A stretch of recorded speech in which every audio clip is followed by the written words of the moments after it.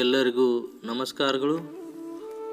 ಮಾವಿನ ಮರದಲ್ಲಿ ಚಿಗುರು ಹೂವು ಶುರುವಾಗುವುದು ಫೆಬ್ರವರಿ ತಿಂಗಳಲ್ಲಿ.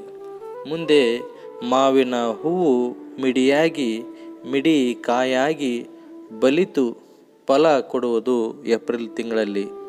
ಇದು ನಿಸರ್ಗದ ವಾಡಿಕೆ. ಆದರೆ ಕೆಲವೊಮ್ಮೆ ಫೆಬ್ರವರಿ ಮಾರ್ಚ್ ತಿಂಗಳಲ್ಲಿ ಮಾಗಿ ಹೆಚ್ಚಾಗಿ ಅಧಿಕವಾಗಿ ಮಂಜು ಸುರಿದು ಮಾವಿನ ಹೂವು ಮಿಡಿಗಳು ಉದುರಿ ಮುಂಬರುವ ಮಾವಿನ ಫಲದ ಇಳುವರಿ ಕುಸಿಯುವುದುಂಟು. ಇದು ಕೂಡ ನಿಸರ್ಗ ನಿಯಮ. ಇದನ್ನು ಅಲ್ಲಮ ಪ್ರಭುಗಳು ತಮ್ಮ ವಚನದಲ್ಲಿ ಸಮರ್ಥವಾಗಿ ಬಿಂಬಿಸಿರುವುದನ್ನು ನಾವು ಕಾಣಬಹುದು. ನಾನು ನಿಮ್ಮ ಅಶೋಕ್ ದೊಡಮನಿ. ವಚನಗಳಲ್ಲಿ ಕೃಷಿ ವಿಜ್ಞಾನ ಯೂಟ್ಯೂಬ್ ಚಾನಲ್ಗೆ ಹಾರ್ದಿಕ ಸ್ವಾಗತ. ಅಲ್ಲಮ ಪ್ರಭುಗಳು ತಮ್ಮ ವಚನದಲ್ಲಿ ಮಾವು ಹಣ್ಣಿನ ಹವಾಗುಣ ಮತ್ತು ನಾಟಿ ಕಾಲದ ವೈಜ್ಞಾನಿಕ ವಿಶ್ಲೇಷಣೆಯನ್ನು ಕಾಣಬಹುದು. ಸಮಗ್ರ ವಚನ ಸಂಪುಟ 2 ವಚನ ಸಂಖ್ಯೆ 347ರಲ್ಲಿ ವಚನ ಈ ರೀತಿಯಾಗಿದೆ. ಮಾಮರದೊಳಗೊಂದು ಮಾಯದ ಮಂಜು ಕವಿದಡೆ, ಹೂವು ಮಿಡಿ ಫಲಂಗಳು ಉದುರುವವಿನೆಂತು.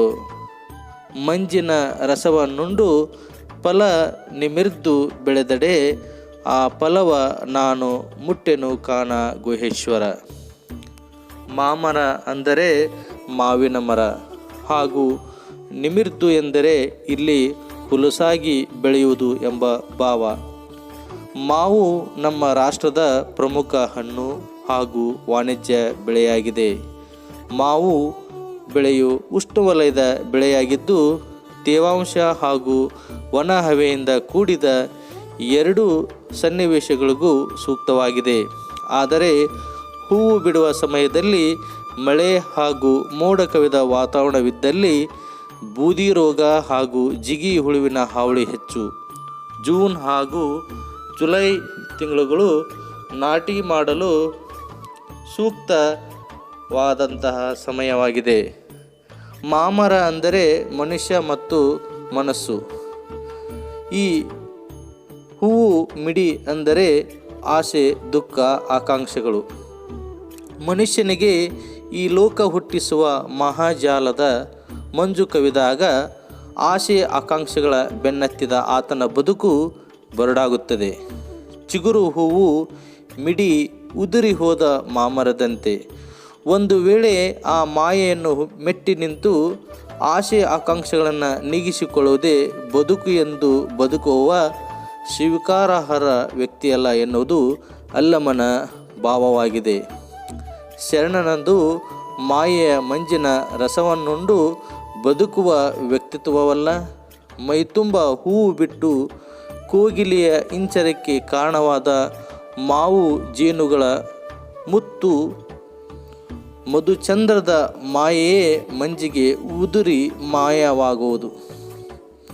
ಒಣಗಿ ಬೇವಾಗಿ ಹೋಗುವ ಪರಿಯನ್ನು ನಾವು ಈ ಹಿಂದೆ ಬೇಂದ್ರೆ ಹೇಳಿದ್ದು ಅಲ್ಲಮನ ಮಾಯೆಯ ಮಂಜು ಪದಪ್ರಯೋಗಕ್ಕೆ ಸಮನಾದದ್ದು. ಮನಸ್ಸೆಂಬ ಮಾಮರವನ್ನು ಮೋಹರೂಪ ಮಾಯೆಯ ಮಂಜು ಮುಸುಕಿದರೆ ಆ ಮನದೊಳಗೆ ಬೆಳೆದಿರುವ ಸುಖ ದುಃಖ ಮಿಶ್ರ ಎಂಬ ಹೂವು ಮಿಡಿ ಫಲಂಗಳು ಉದುರಿ ಹೋಗುವ ಬದಲು ಆ ಮಂಜಿನ ರಸವನ್ನೇ ಕುಡಿದು ಹುಲಸಾಗಿ ಬೆಳೆಯುತ್ತವೆ. ಇದು ನಿಜವಾಗಿಯೂ ಅತ್ಯಂತ ಅಚ್ಚರಿಯ ಮಾತು.